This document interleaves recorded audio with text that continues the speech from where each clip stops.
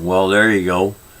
There have been so many times I've gone after the topic that I'm about to pursue, and I never feel like I've done it justice, and I probably won't tonight. I recently on Facebook was referred to a video, and it was a young black man, and he was speaking to the American community, but addressing his comments primarily to the black community, and it you could be summed up with grow up. Okay, it can be summed up with grow up. And there were a lot of likes, and this young black man was telling the black community, you got to grow up. Okay, it's things have changed in America. All right, so your attitudes need to change with them.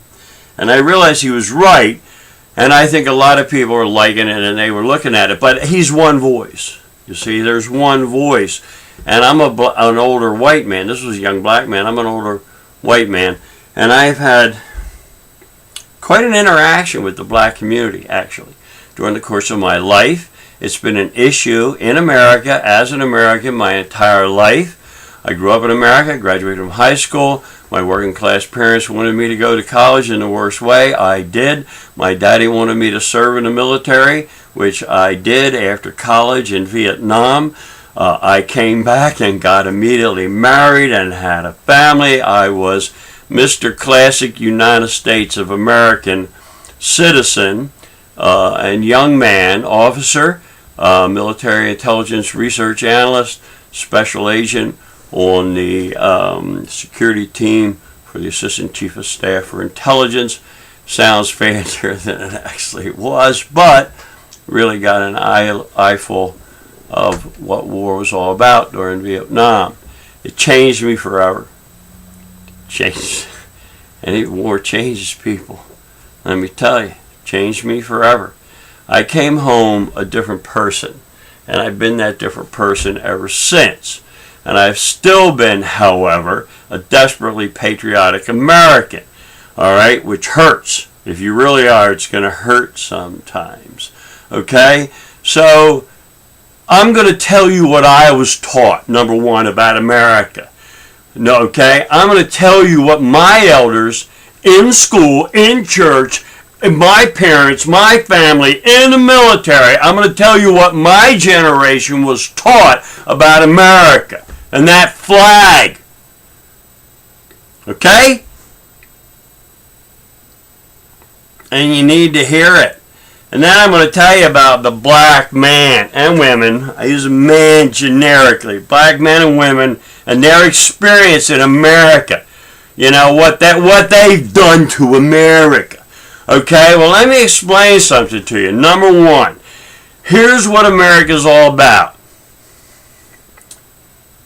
Melting pot. And all that implies. Everything. And I can go into that for quite a bit. Melting pot.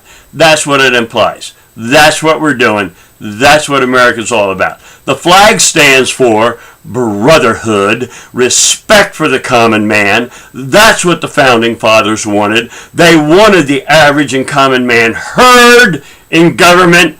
They respected him, etc., etc. Goes on. Okay?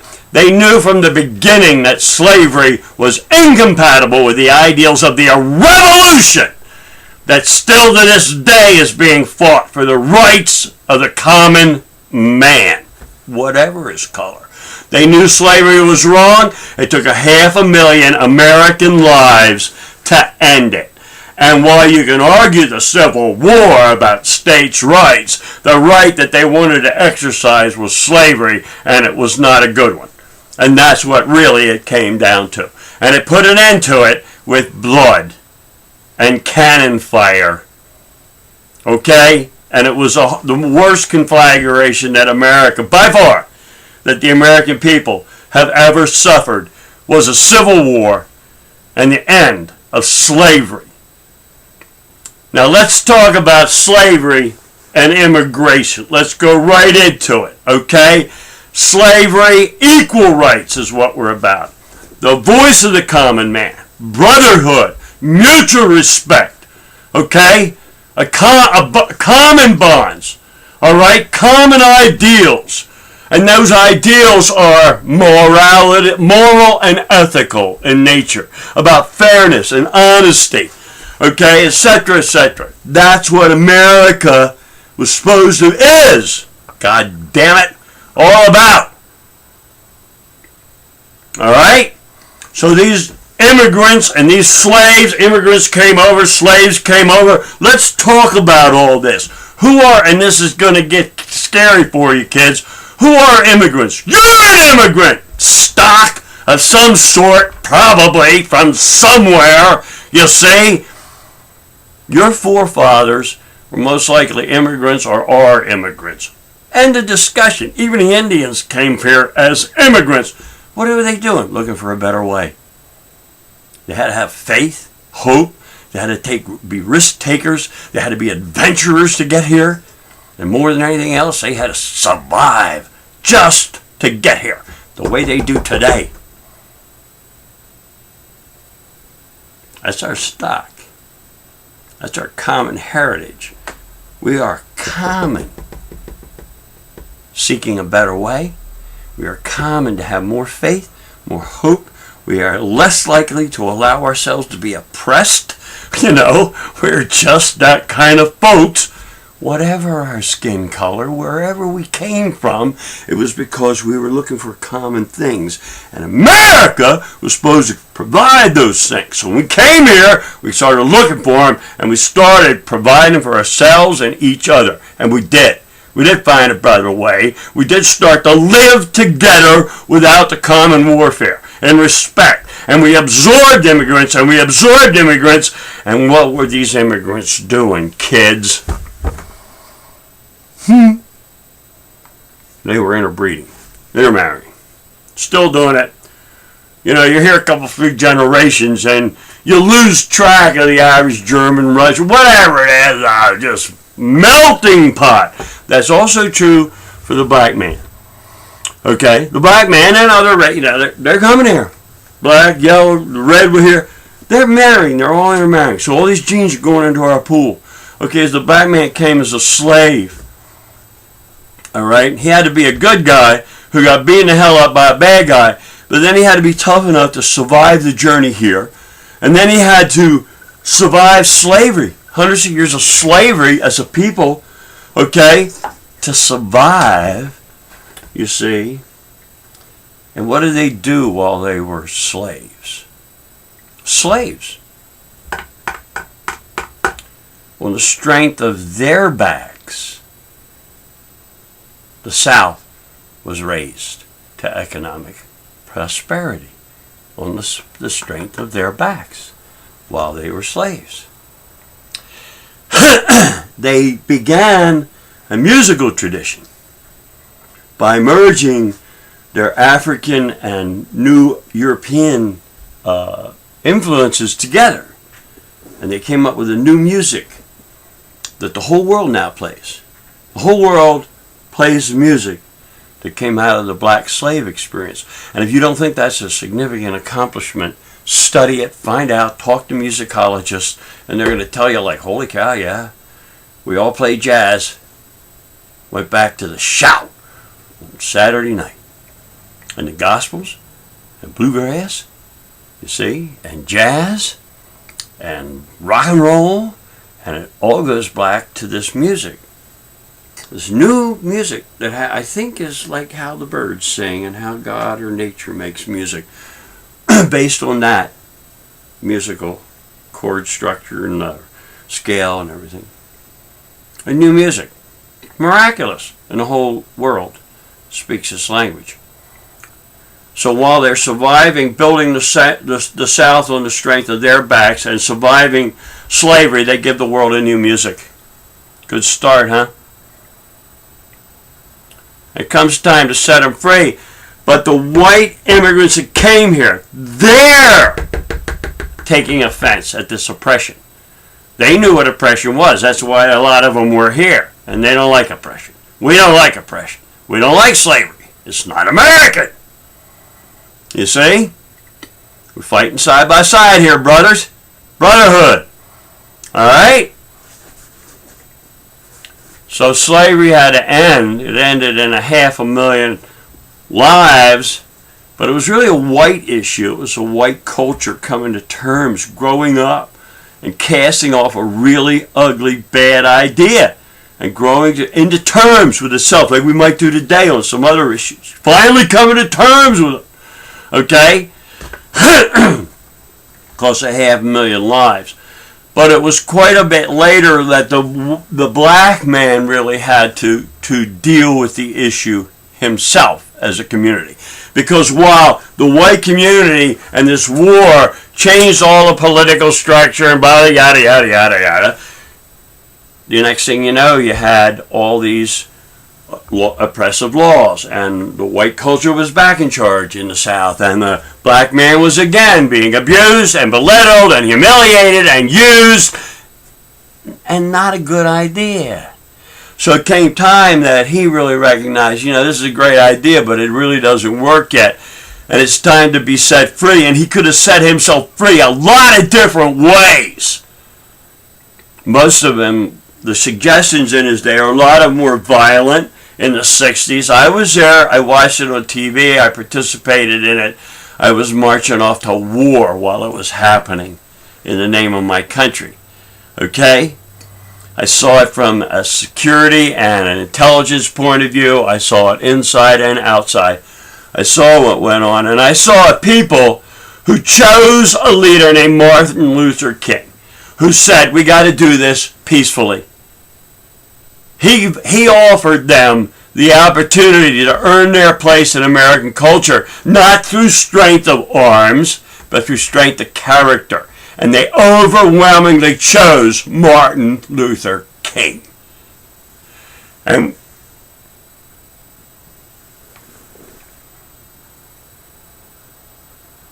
the world was given a new standard, a new Gandhi, okay? And at that point, the laws began to change, the attitudes began to change, a lot of white people participated, people did die. But not because it was guns after guns. And eventually the white establishment itself said, okay, give them a shot. Wherever the black community, the black men and women in America, have been given the opportunity to fairly compete, they set a new standard. That's what bugs white people. Okay? They set a new standard. Whitey's got to up his game. The minute you set anybody free, we're setting women free. We're doing that for the last 50 years. Let's try that on. You got to up your game. You set people free, they're going to go for it. You set the black man free, every realm of activity that he enters into. The next thing you know, he's up there at the top, you see, and you got to work harder to keep up. Okay, you just basically have to work harder to keep up. You see, and this revolution isn't over. The whole American community, white, black, red, yellow, we have to get beyond this idea that we're all at war because we're a different color. Okay? We're not at war because we're a different color. We're at war because that's all not the right way to look at things. We all have the same care about security, the same concerns about peace. We all just want to raise our families most as we can. I don't care what color you are. There's about a 95% chance that what you really want to do is just be allowed to live your life in a little security and watch your kids grow up with some goodness in their life, with some hope in their life. Right now, that's getting hard to do, isn't it? Well, race is one of the things we got to get right. And when the races interbreed, the strong traits dominate. And that's what's happening here. And all the people come from Europe, and they used to be one tribe. Oh, like here, they're fighting each other, the Irish and the Russians and the nationalities. And inside the country, the Northern Scots are shooting at, are sword fighting. You see what I'm saying, everybody? Ridiculous. And then you come here, and like 3 generations, I know, but I'm married to him now. Their family, we're married. You see? So that's a better way. We're integrated. We're integrated. We want to integrate socially. We want to integrate culturally. Because what cultures came here? What are the culture came? They're the survivor traits. These cultural traits that came here, they were the strong survival traits of all these cultures. So when we blend all these genetics together, we blend all these cultural traits together, you see, we come up with a better, stronger nation state, a stronger people, a stronger humanity. Hope for humanity. Don't you get me started on Barack. I'll tell you why I won the Nobel Peace Prize. Because I cried the night he was elected, and so did a lot of other white people who felt like at long last America was living up to its potential. A black man, a mixed guy, imagine that, was elected president. That's good. That's a big step forward. That's America. That's brotherhood. That's equal opportunity. I don't care. Listen, you're telling me that man, well, look, he was just a community organizer. And he must be pretty good because he's president now. And he got the Nobel Peace Prize because for a moment, I cried. My old white friend on the other side of the country, he cried. Because America was living up to its potential, and he gave us hope. He gave us hope. He gave the whole world hope. Holy cow, America is finally living up to its potential. And we all had hope. Not many people get to do that. Give the whole world hope. Sure, he deserved it. However he did it, however he got there, however misguided some people were, he might have been about what he maybe could get done in this world we live in. So Barack Obama, don't get me started on Barack. Okay? And he didn't say, I can change things. He said, we. And we haven't. And we didn't. How many voted? Oh yeah? You in the streets, are you? See, you're not there. Yet. You better be. Okay? This revolution is ongoing. It started 200 years ago. A little over that. It was an idea of people working together and not, fighting it out and survival of the fittest and who's the meanest and baddest all the time. You see, and inevitably, they don't tend to be the brightest, so problems don't get solved. All right? Mean and bad is good. We'll get into that. Need to be mean and bad. Need mean and bad people. But we need them to be pursuing and in defense of the right ideals, the right ethics and moral standards. Okay? I mean, they do. We hold soldiers accountable. We say, look, you just can't. Somebody tells you, I don't care who they are. You see, an individual soldier can and often is held accountable, even if his commanding officer tells him to do something. That means you, Mr. and Mrs. America, have an individual responsibility to the ideals. Not a nation, not a boundary, not how big your damn army is, although ours is pretty good. We'll get into that. And we do have God on our side. And we'll get into that as long as we're standing for moral and ethical standards and spreading them throughout the world. Now, look, I'm going to get an argument, on how we've been doing the last 50 years or so. Maybe not so good. Maybe that's what has to change. And you have to start with the idea that we're here to melt together. We're here to set a higher standard of government and respect for people and fairness and sharing. Okay? So, look, we got the black people. That's just one example. Brought here as slaves, survived slavery, build their South on their backs, give the world a new music. Comes time it cost Whitey 500,000 lives. Typical. You see, he's got to set himself free. He chooses to do it non-violently. and give the world a new Gandhi. The rest of the world, we got our own Gandhi. He's black. Hard to deal with, isn't it? He's black. Okay? And he's our own Gandhi. And it was a revolution that changed our country and changed the world. It's already changed South Africa at the same time. And it has that potential to change other places as long as we continue to pursue it and live it and fulfill it.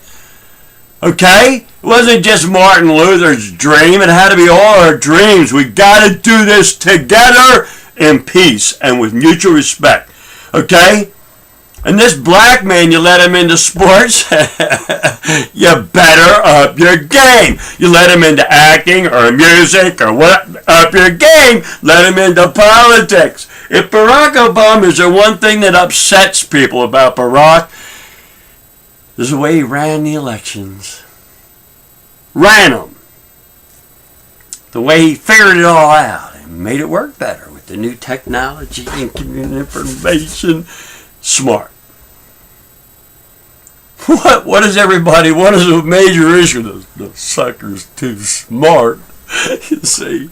And he is. Okay? Now, can he do everything? Does he face fearsome odds? And you got to get on his side. And you got to defend him. You say, go after him, Barack. Immigration. Okay, the man's doing something. And we're all immigrants. We got to do something. We got to make this fair and honest. And we don't want to stop the best of the best of the best of the best from coming here. That's what America is about. Now, we got to govern it in this crazy world. Okay? But we got to be fair, we got to be honest, and we got to recognize what we're doing. We got to give the world hope. That's when America is going to live up to its potential and its ideal. Fulfill its ideal. And its ideal is spiritual in nature. This is no small revolution. We're talking about a widening in human rights and understanding that is still we've extended this all over the world. Yes, it's imperfect. Yes, bad forces have taken over. Yes, it's time to stand up to them. And in the white community, I got a few things to tell you, old whitey there. You know, I know a lot of tighty whiteys that are all filled with drums and flags, but they didn't serve. You know what I'm saying? And their drums and flags and country club life doesn't go much beyond that. And their commitment to brotherhood, you see, and equality and freedom. Freedom of what? You see, freedom, they get to be words, but they talk into me keeping mine. And the hell with the rest of you. Doesn't work that way. Never has. Look at the history of mankind. You don't change it, you're not going to get a better circumstance. So, we got to somehow work together. Now, that means that black people got to be responsible, red people got to be responsible, everybody got to be responsible, but the power, the people in authority, and I think they're trying to do that. There are good forces everywhere that recognize that what I'm saying is true. The black man has made a huge contribution to this country. You're listening to black music. Study it. In your head, black. You say half your language is black. You dress half black. You talk half black. You pursue black ideals. You say, and you're going like, I don't know that them people's quite, you know what I mean? I'm sorry, you're wrong. Those folks there, that black community is doing just fine. And you don't want to go after them with guns, either one. Do you? So the black man and woman, they're a substantial force to reckon with, especially in America. And they have contributed culturally, genetically, intellectually, athletically, whatever way you can come up with. Let them compete and up your game, or go find something, else to do. Don't play so much. Okay? But it's also true for Asians, yellow people, Indians, all of it. Everybody's got something, baby. And especially if they're American, it's very likely they got here the hard way, natural selection, hard way, you see. So, that's America. That's America. It's a melting pot. And the stuff the black man has brought to this country, he got some stuff. And he make you live up to it, don't he? Oh, he's a pain in the ass, man. Tina Turner, I'm still trying to dance like Tina Turner. So is everybody else. You see? Okay? And there's quite a few other things in my, right now, I'm into a program, where I'm trying to recondition, and I'm trying to live up to the ideals of this black, like, oh, look what she did. You see, it's a black woman, And there's a few other places in my life, personal standards and ideals. Black people, I had a little, oh yeah, that black, I heard him, yeah, oh, you can do that? It's a black guy that said you can do it. You see? And there have been times in my life, and this is also equally important, I've had black men substantially risk their circumstances in my defense, and to come to my defense, and to even come to my defense when I know I didn't even believe in myself anymore, and have them recognize and stand in front of me and take the heat, and substantial heat. And I went on and fulfilled what they thought of me, not what I feared, not what other people were accusing me of, you see. But this black man said, no, you got this guy wrong. He's bad. Keep him here. And that's what they did. Okay? And I meant bad, I meant good. Like, no. You got it wrong. He's just who you want. And he turned out to be right. Okay? He believed in me. And I didn't, and nobody else did. A black guy stepped up and said, you're wrong there. That's not the only time black man has stepped in front of me. See? So, black men have played and women have played a substantial role of influence in my life and my attitudes and my understanding of America and what America stands for and how that all works together, man. You see it right in America.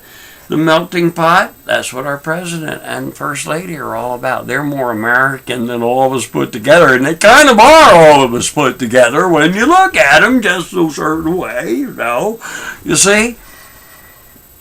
So, I'm sorry. And black people, same way, they got a lot of white in them. White people got a lot of black in them. And everybody's got a lot. It's America! We're all intermixed, kids. All right? And that's a good thing, not a bad thing. It's not something we should be afraid of. It's something we should be proud of. I think I have a little American Indian blood in me. I'm very proud of it. And so is most of the people in my family, especially the young ones. Okay? Because they recognize that's America. Okay? And that culture, American Indian culture, has had a huge impact in America. All right? And so have a lot of other cultures and racial inputs. All right? So, we got good genes. And we got a good people. And we got a good heart. All right? And the black man is carrying a standard for America. You're black, wear the flag. You're carrying a standard, brotherhood, equality. And you've earned. That young black fellow was saying, don't you understand that America's play changed? Yes, it has, young man, but because of the sacrifice of black people, young men and young women in my generation, because of their sacrifices, because of risks and the dangers that they faced and the deaths, okay, that they and the foul treatment that they faced, it's better. But it also needed the white community to say they're right. Enough is enough. They're right. These black young men and young women are right. And many white people went and supported them and got beaten and died with them. And a lot of white people in this country have been with them all along. Yellow people, red people, okay? So, me personally, I'm an old white guy. I'm with you. All right?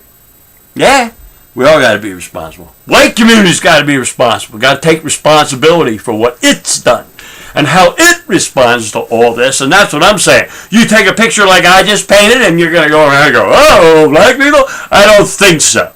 Okay? And the truth is, the picture I just painted. The black man in America and woman in America, man, they are the standard. Everywhere you look, there they are. Oh my God, whatever you want, and you gotta up your game. And that's good, not bad. You see? Not bad. Just get better at whatever it is you want to do. Especially if they're black guys want to do it with you. Alright? So not all the time everywhere. White guys are, everybody's. That's what I'm saying. It's all stupid. The color thing, it's a character thing. Strength of character. And that's what America needs to cultivate in itself. And first thing you're going to do is start being tolerant, respectful, and peaceful. Okay? So, black man in America, melting pot in America. That's my response as an elder in America who's watched all this unfold and was taught certain things about America. That's what I got to say. Okay? And the black men and women of America, you're awesome. You've inspired me, thrilled me, entertained me, educated me. Thanks. You see what I'm saying? From one end to the other. That's what I got to say.